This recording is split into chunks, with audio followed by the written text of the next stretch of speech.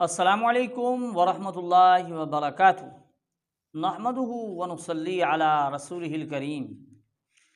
नाज़रीन किराम, अहलुल हदीस, अहले हदीस का तरीक़ेकार क्या है, मनहज क्या है? अहले हदीस का मनहज वही मनहज है जो सहाबाए किराम का मनहज था। यानी जिस तरह कुरान और हदीस को सहाबाए किराम ने समझा, उसी को इख्तियार करना ये अहलुल हदीस का मनहज है, ये अहलुल हदीस का तरीक़ेकार है। ये हमारे भाई गैर मुक़ल्लिदीन अक्सर कहा करते हैं, और अगर इस तरीक़े पर जो नहीं है, जिस मसले में नहीं है, उसको वो अहले हदीस का मनहज पर उसको नहीं समझते, उस मसले में उसको अहले हदीस के मनहज पर नहीं समझते। ये सिर्फ़ मैं अपनी तरफ से नहीं कह रहा, शेख मोहम्मद रहमानी अहलुल हदीस के गैर मुक़ल्लिदीन के हैं इंडिया के, वो कह रहे हैं। आप उन्हें समाअत फरमाइए ताकि हम इस पर गुफ्तगू करें कि वाकई क्या ये बात दुरुस्त है कि अहलुल हदीस सहाबा के मनहज पर चलने वाले लोग हैं? क्या अहलुल हदीस जिस तरह कुरान और हदीस को सहाबा ने समझा उसी तरह अमल करते हैं, यानी जिस तरह सहाबा ने अमल किया इस तरह अमल करते हैं? क्या ये बात दुरुस्त है? तो सुन लीजिए शेख मोहम्मद रहमानी को, फिर आगे पता करते हैं कि बात किस कदर दुरुस्त है। अहले हदीस असल में उस फिक्र को कहा जाता है जो फिक्र कुरान और सुन्नत को मनहज सहाबा के मुताबिक पेश करती है।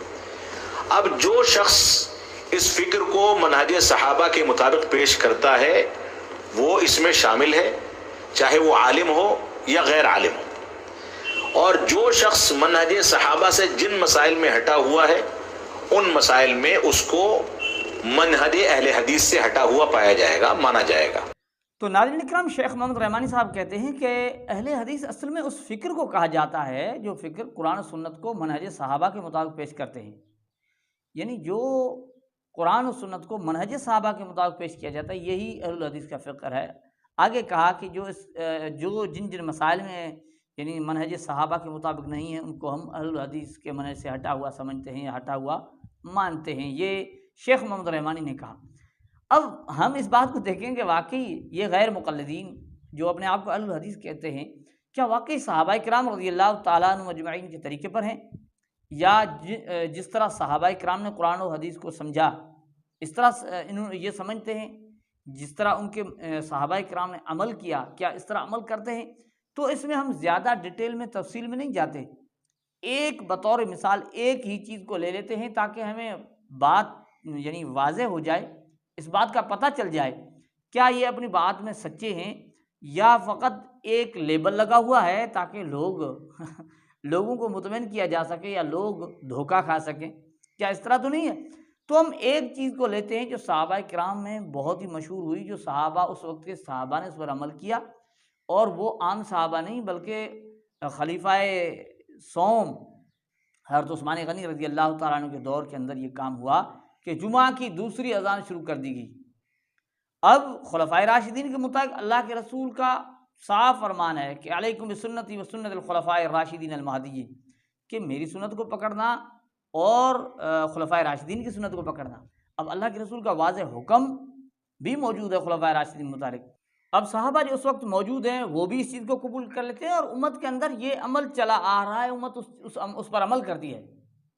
लेकिन हमारे ये दोस्त जो कहते हैं हम मनहज सहाबा पर हैं, ज़रा उनसे सुन लें कि ये इस चीज़ को कितना कबूल करते हैं ताकि हमें पता चल सके कि अपनी बात में सच्चे कितने हैं। तो आइए पहले सुन लीजिए खलीलुर रहमान जावेद को। कि दिन 2 अज़ानें देना कैसा है?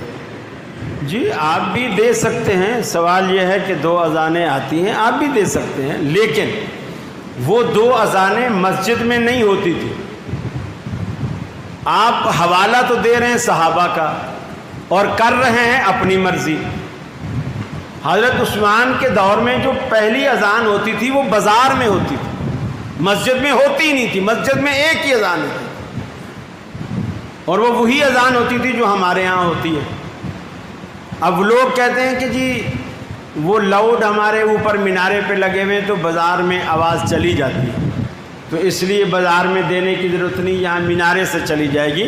तो वो दुकान में उसके घड़ी भी लगी हुई है जो उस ज़माने में नहीं थी, उसकी कलाई पे भी घड़ी बंधी हुई है।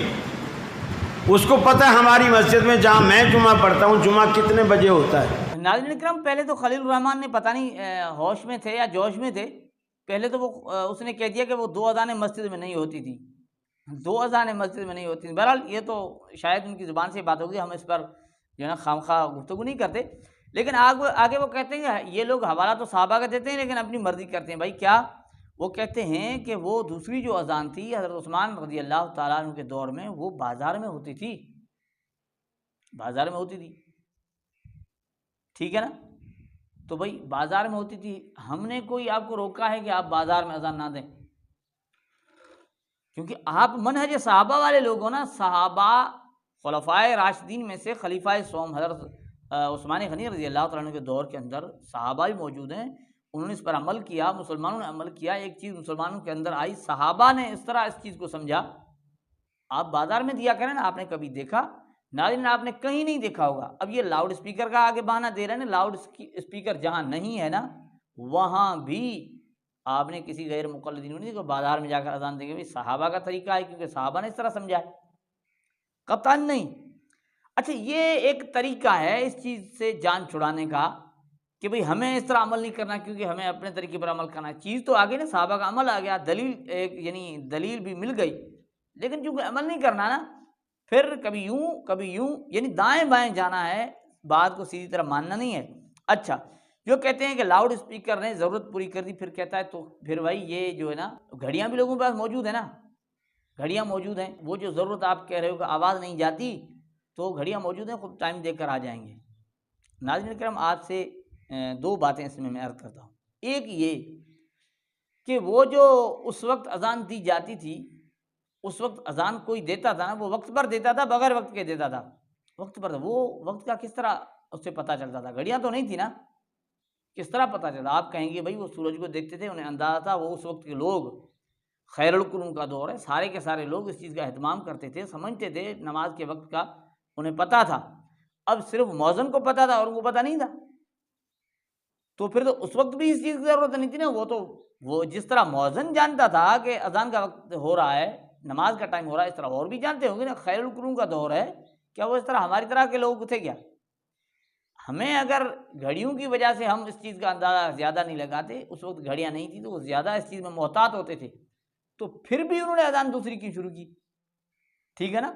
ये भी चीज़ बता रही है कि इनका ये बहाना बन नहीं पा रहा। अब दूसरी अहम बात ये जो कहते हैं ना कि भाई लोग ज़्यादा हो गए, इस वजह से दूसरी अज़ान दी जाती ताकि उन पर आवाज़ पहुंच जाए, लिहाजा अब लाउड स्पीकर ने ये ज़रूरत पूरी कर दी, क्योंकि लाउड स्पीकर से अज़ान की आवाज़ पहुंच जाती है, दूसरी अज़ान की ज़रूरत नहीं है।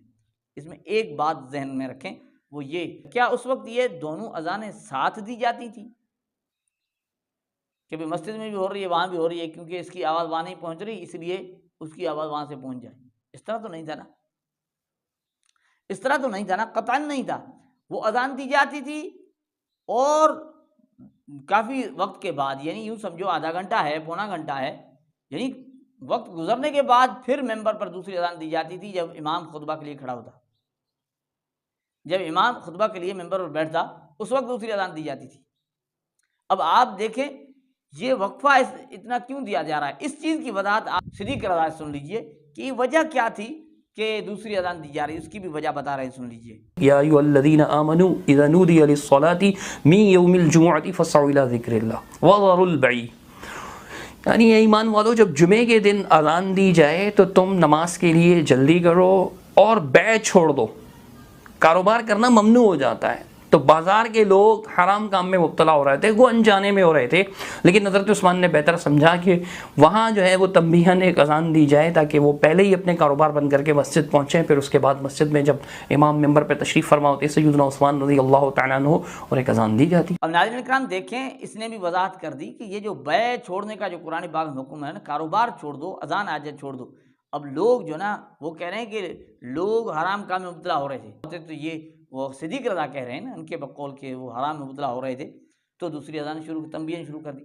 तो दूसरी अज़ान थी पहले शुरू क्यों की गई कि लोग पहले से ही कारोबार छोड़कर नमाज के लिए आ जाएं। तो देखें उनको कारोबार से छुड़ाने के लिए अजान दी जा रही है, कारोबार पहले छोड़ दो क्योंकि दूसरी अजान हो जाएगी, उसके बाद तुम्हारे लिए कारोबार बिल्कुल ही कतई ममनू हो जाएगा, कतअन यानी बिल्कुल ही ममनू हो जाएगा। तो इससे पहले एक अजान दी जाए ताकि ये लोग पहले से नमाज की तैयारी कर लें।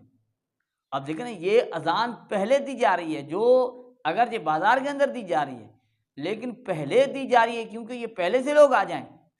अब उस अजान से पहले आवाज़ पहुंचाना, मकसद तो ये ना, वो जो अजान दी जाएगी मेंबर पर इमाम बैठेगा उससे आधा पौना घंटा उन तक पहले आवाज़ पहुंचाना, फिर चाहे आप बाजार में दें चाहे लाउड स्पीकर के ज़रिए दें।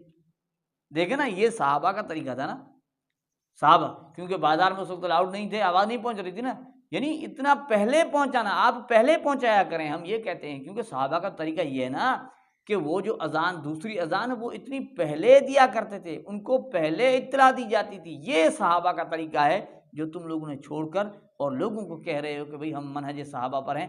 कतअन नहीं, एक बहाना बना लिया है नाज़रीन किराम लोगों ने इस चीज़ से जान छुड़ाने का। सहाबा का अमल सामने आ गया, उनका तरीक़ेकार सामने आ गया, लेकिन ये जो दिन रात कहते हैं मनहज सहाबा, उनका अमल भी आपके सामने आ गया कि किस तरह कभी दाएं भाग रहे हैं कभी बाएं भाग रहे हैं।